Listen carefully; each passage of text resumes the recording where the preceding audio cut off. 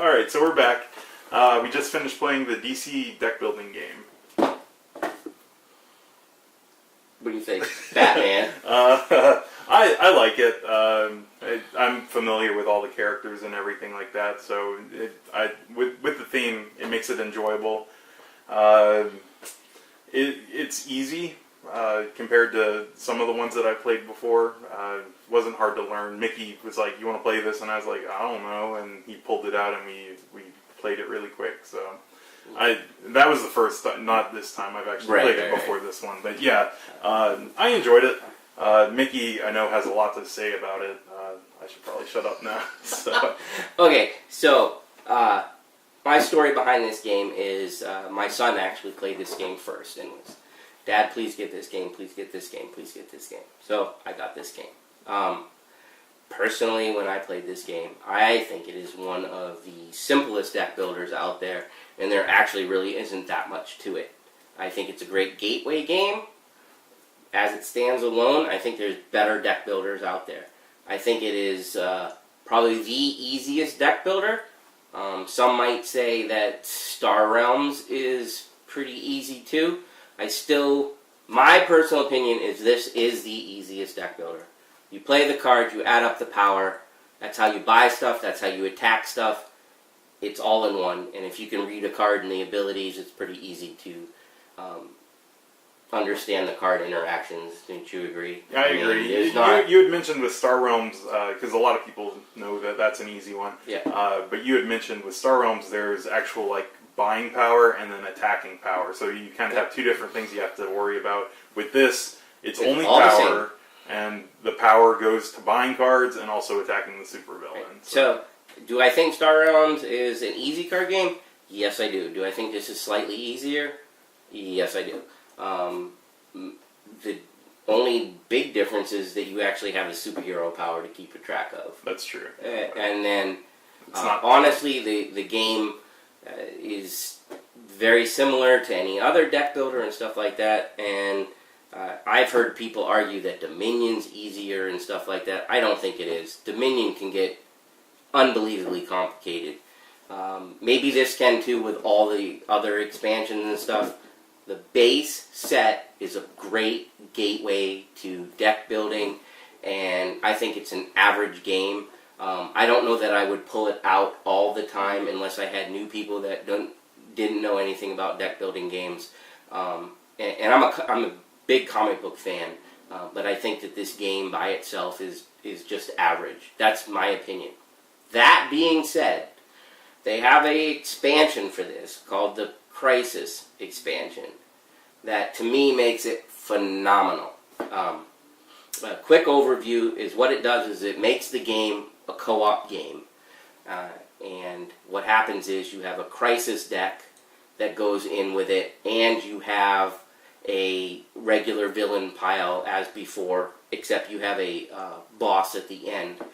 So real quick, basically the differences in the game is you are playing co-op now, and you're trying to beat the villains before the deck runs out. And the difference is there's a crisis every round. Well, I won't say round, but there's a crisis and a villain. You have to deal with the crisis before you deal with the villain. You can't deal with the crisis if there are villains in the buy row. So all of a sudden the villains in the game become actual villains, and yeah, you can still put them in your deck and stuff, but you have to get them out of the way before you deal with the crisis, and then you can move on to the villain for that particular turn. So that makes this game, in my opinion, really, really good. I like it better. Makes the game a lot longer, though. That's my 2 cents. Average game by itself, great game if you add the Crisis expansion. I've never played the Crisis expansion, but nothing that he says matters. Yeah. It'll matter less when I say that I bought the Cartoon Network deck building game, which is like a reskin of this, and because I like Cartoon Network stuff. And I actually showed Mickey that one, and there is a little difference with that one in the fact that the weaknesses in this game do nothing, but the weaknesses in the Cartoon Network one actually have different effects. and they are all different effects. So that was an interesting twist. And that game will make you do silly stuff and stuff. I would almost put that in the party category. Yeah, because there's stuff like running around, yeah. I think going around the table or going to eat food within a certain amount of time, stuff like that. So. It's fun. It's definitely totally different, but the exact same mechanics. Yep. Right. Yep. Pretty much a reskin of this one. So I agree. It's not like spectacular. But I enjoy playing it. I've only played it a few times. I'll play it if somebody pulls it out. I'm not going to. And it's not like I wouldn't put it as I'm not going to play. I just think that it's not. It's an average game. It's great for new players and stuff like that. I think there's more interesting deck builders out there. And like I said, if you put up the Crisis expansion, I'm always up for. Yeah, I mean that sounds really interesting too. That's one good thing about it is that you can buy this. And you'll play it however many times you want, and maybe it gets a little stale for you. But with the expansion, or however, I guess there's other expansions. There are actually 3 Crisis expansions, and there's a ton of big box ones too that add new mechanics and things like that. I don't have any of the other ones. I have played the Teen Titans one. I believe there's a villain one. I can't remember the other one. There's a small one that's Legion of Superheroes. They all add different mechanics. So I am only basing what I have on the base set and what I've played of the Crisis expansions. Again, if you buy the other boxes that are like this size, they add things. And of course, like most deck builders, you can take the expansions and mix them in with other things. Just like we did with Tanto Curie, we went over and told you that there's 4 different sets, and you can mix them up to have like the different maids and things like that. Most deck builder expansions work like that, where you can add and mix and cater it to your needs, or cater it towards that's overpowered and take stuff out too. So if this is your thing, I know a lot of this actually got a lot of slack on like BGG and stuff like that as being less than stellar because it gets compared to Marvel Legendary all the time.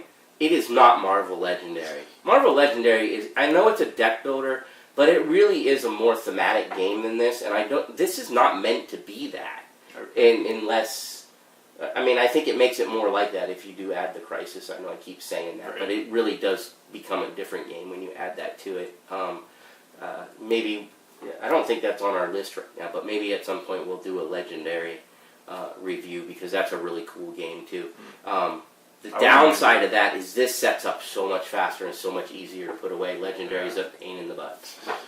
So, anyways, something else I thought was cool is since it's comic related, there's fans of all whatever superhero, and from the sounds of it, it covers a lot of the DC stuff. So if there's an expansion that you like, that's because it's DC Comics, Jeff. All right. Pretty much just not going to be Marvel Comics, but Jeff's, sometimes he's special.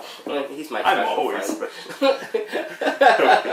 So, what I'm just saying is, like, you mentioned Teen Titans. If somebody's a real big Teen Titan fan, then or if you want to just get into the villains or stuff like that. So there's a lot to choose from, and since the comic universe is so large, that it kind of is shown in the different expansions and stuff. So. Definitely. And again, mix and match, so you can it gets bigger and bigger and bigger. But I don't know. People who don't like deck buildings won't like it. Yeah, if you don't like deck builders, if you're a Marvel fan but hate if you're a Marvel fan, you won't like that. I disagree. I think you would still. Yeah. If you're a gamer, I think you would still like it. But if you really are anti DC, I don't think you'd be buying it. Right. But yeah, who else do you think wouldn't like it? It's simple to. Well, I don't know. It's hard to say if it's that. If you're a big gamer, it might be too simple for you. Yeah, it's definitely not something you want to pull out if you want like a 5-hour game or something. Yeah, it's quick. Actually, that was playing that 2-player game was actually very long compared to other ones that I've played. And maybe it speeds up with more or less. It kind of depends on how the cards fall, honestly. I feel like I should have won that game, but Jeb did. I have to get some wins in somehow. Oh my gosh, you just got 2 wins! Oh yeah, that's right. Well, I'm going back an episode, but whatever. A few episodes. Who cares? We'll see what happens in between. I won Dungeon Pet, so who cares? Oh. Anyways, so anything else about? I don't think so. I think we both like it. Yeah, I do like it, but I like it a ton better with the expansion.